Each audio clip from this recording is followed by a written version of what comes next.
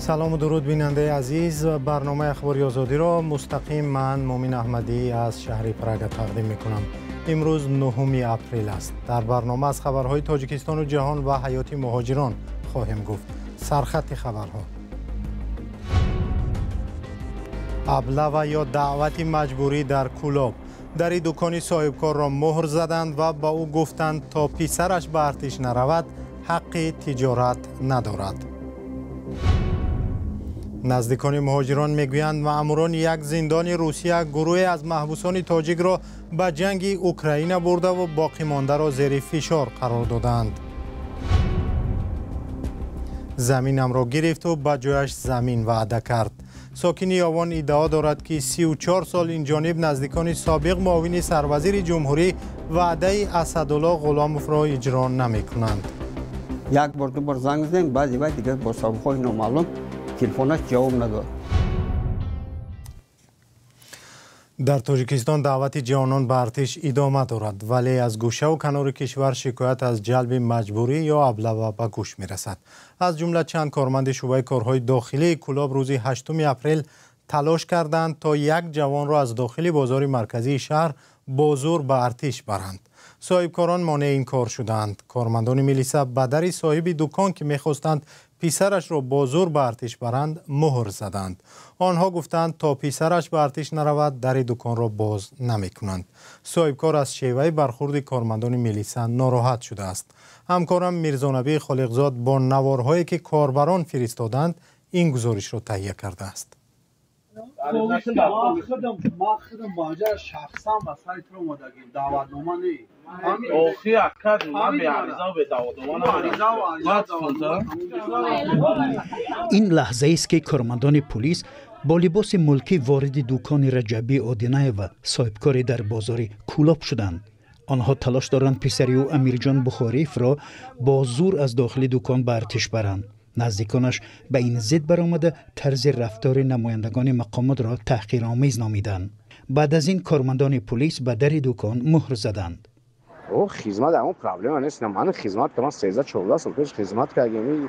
از خدمت شرایطشون 100% میگم مثلا به پلیس کم یا میبرم نگه مثلا یگان دعوتنامه نمیت میگه با روزی اون 100% خدمت داره.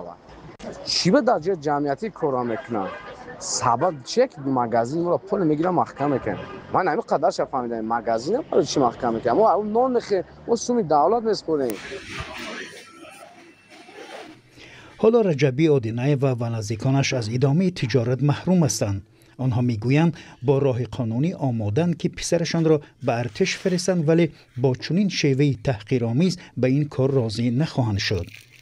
یک منبع در شعبه کارهای داخلی کولاب به ذکر نامش به رادیو آزادی گفت که از این حالت خبر ندارند، ولی دستور گرفتند که در دایره قانون در سفربر کردن جوانان به ارتش سهم گذارند. مقامات ولایت ختلان روز 1 اپریل اعلام کردند که نقشه دعوت به ارتش را پر کردند، ولی هنوز هم از جلب مجبوری یا با زور به ارتش بردن جوانان از این منطقه شکایت می رسد. روز 3 اپریل 8 تاجیک زندانی را از محبس رقم 26 شهر ولگاگراد روسیه به جنگ اوکراین بردند. در این باره روز 9 اپریل نزدیکان آنها بر رادیو آزادی خبر داد. یک محبوس تاجیک از این مؤسسه این حالت را تصدیق کرد و گفت که زندانیان باقی مانده زیر فشار هستند تا به جنگ در اوکراین روند. با گفته این محبوس در این مؤسسه اصلاحی نزدیک 50 تاجیک دیگر نگهداری می شوند که تا ادای جزایشان از 1 تا 5 سال دیگر مانده است. همکارم کیومرث عطا این موضوع را پیگیری کرده است. کیومرث، نزدیکان زندانیان و خود زندانیان از چی نگران هستند؟ سلام بینندگان و سلام عبدالمومن. آنها واقعا نگران هستند که زندانیان تاجیک را یا به زاری یا به زوری به جنگ میبرند، هرچند خودی آنها نمیخواهند. به سفارت تاجیکستان هم در روسیه مراجعت کردند ولی پاسخ دریافت نکردند. پیش از برنامه ما هم به سفارت زنگ زدیم، کسی جواب نداد. نزدیکان زندانیان و یک زندانی که ما با آنها صحبت کردیم گفتند که جلب محبوسان از آغاز جنگ وجود داشت. در ابتدا این کار را گروهی زرخریدان واگنر میکردند ولی حالا این کار را به واسطه وزارت مدافع روسیه به عهده دارد. به قول همصحبتان ما با همین راه یعنی رهایی از زندان و تقدیم شهروندی روسیه سال گذشته ده ها نفر را به جنگ بردند. آنها تاکید میکنند که در اول ماموران زندان با کارمندان وزارت دفاع مهاجران محبوس را با وعده های زیاد برای رفتن به جنگ در اوکراین ترغیب کردند ولی وقتی جوابی رد گرفتند به تهدید گذاشتند. زندانی که با ما صحبت میکرد گفت آنهایی که جوابی رد میدهند با بهانه های گوناگون به شیزا یا خود همان اتاق مجازات برده میشوند. آنها را از زنگ تلفنی، دیدار با نزدیکان و هم خوراک بهتر محروم میکنند. کیومرث، ضمناً امریکا تلاش دارد که به جنگ روسیه ضد اوکراین پایان دهد. روسیه هم گفته است که خواستار مذاکرات برای پایان دادن به جنگ است، ولی ادامه یافتن جلب زندانیان به جنگ چی معنا دارد؟ بله، پرزیدنت ایالات متحده دونالد ترامپ وعده داده است که واقعا به جنگ بیش از 3 ساله در اوکراین پایان می‌دهد. از این پیش هم روسیه و هم اوکراین در نخستین اقدام خود برای صلح وعده کردند که به کارخانه‌های تولید نفت و هم انشاءات برق‌رسانی همدیگر حمله نمی‌کنند، ولی ما هر روز می‌بینیم که جانب‌ها یکدیگر را برای رعایت نکردن وعده خود به آمریکا گناهکار می‌سازند. مقامات اوکراین میگویند که روسیه حمله‌های خود را به شهرهای این کشور در هفته‌های اخیر بیشتر کرده است و هیچ نیتی جدی برای صلح کردن ندارد. آمریکا در نوبت خود میگوید که اگر روسیه صلح نکند نسبتش تحریم‌های سخت‌تر جاری خواهد کرد. از طرف دیگر ولادیمیر پوتین پرزیدنت روسیه سفربری نو اعلام کرده است که طبق آن باید تا 160,000 نفر به خدمت حربی جلب کرده شوند. تشکر بینندگان ارجمند. همکارم کیومرث عطا درباره نگرانی محبوسان تاجیک که نمیخواهند اجباراً به جنگ اوکراین همراه شوند تفصیلات داد. یک ساکن ناحیه یاوان با خانواده اسدالله غلاموف سابق معاون اول سروزیر و از چهره بانفوذ در تاجیکستان وارد بحث شده است. او ادعا دارد که یک پاره زمینی را که سال 1991 برای ساختمان منزل به دست آورده بود به اسدالله غلاموف تقدیم کرد تا به جای این زمینی دیگر برایش بدهد. اما در صحبت با رادیو آزادی نزدیکان مقامدار سابق تاجیک این ادعا را تصدیق نکردند. حقوقشناسان هم میگویند با گذشت مهلت ادعای ساکن یاوان پایه قانونی ندارد. تفصیلات در گزارش علیشیر ظریفی. رحمتی اسدالله غلاموف که من با شما وقتی که مصلحت شده بود که 16 سوتیق زمین و управляющий трести ساختمان بود. حبیبالله اشورов ساکنی ناحیه یابان ادعا دارد که سالها باز با خانواده اسدالله غلاموف سابق معاون اولی سروزیر تاجیکستان سر یک قطعه زمین بحث دارد. میگوید زمین به او برای بنیاد خانه هنوز سال 1991 همچون هدیه به نفر خدمت نشان داده در کارخانه تعمیر ماشین ها رسما جدا گردید که آن در نزدیکی منزل اسدالله غلاموف در یابان جایگیر است. بعد رحمتی اسدالله غلاموف آمد گفت که همین زمین با پیش خانه من است، من در اختیار ینگد میتیم، من با شما برای وزش 1:2 یعنی 16 سوتیق نه 32 سوتیق زمین در کجایی که با شما معقول است رفته کالشکا زنید، من با شما رفته گرفتم میتیم. این وعده اسدالله غلاموف به قول همصحبت ما در سالهای بعد جنگ شهروندی در کشور بوده است که امکانی بنیادی منزل را نداشته است. میگوید در سالهای بعدی وقتی اسدالله غلاموف به منصب‌های بلند دولتی رسید دیگر نتوانست او را حضوراً ببیند. خلاصه روز وقتی که مراسم جنازه گذشت 4 آگوست سال 2011 بعد وفاتش ما رفته به پسرش اکبری اسدالله غلامزاده مراجعت کرده فهمیدم که رحمتی پدرت ما مصلحت شفایی داشتیم و جای 2 زمین بعد 4 زمین و مسئله ساختمانی یاردم میکرد. وای با من نمره تلفنش را داد و گفت که با من زنگ زد. 1 بار 2 بار زنگ زدیم بعد دیگه با سابقه‌های نامعلوم تلفنش جواب نداد. به قول اشورov برای حل مشکلش نزد همسر اسدالله غلاموف رفته است ولی او پاسخ داده است که زمین در اختیار سردختور بیمارخانه ناحیه برهانالدین خلیلوف برادر مرحوم غلاموف قرار دارد. بنابراین نزد او رفته مسئله را حل کنند. ما ساری بر وقت از خورسندی پیشی که رفتم سردختور رفته در اومدم گفتم السلام علیکم مرا پیش شما ینگد روی کرد دو سلام گفت و رفته گفت هم مسئله زمین رو حل کنید. وای با من قوقاش را پسانده گفت تو چی داری زمین میگویی؟ گفت او زمین ها رو من بر وقت حجت گذاری کردم بر رسمیت در آوردم 4 طرف قبله.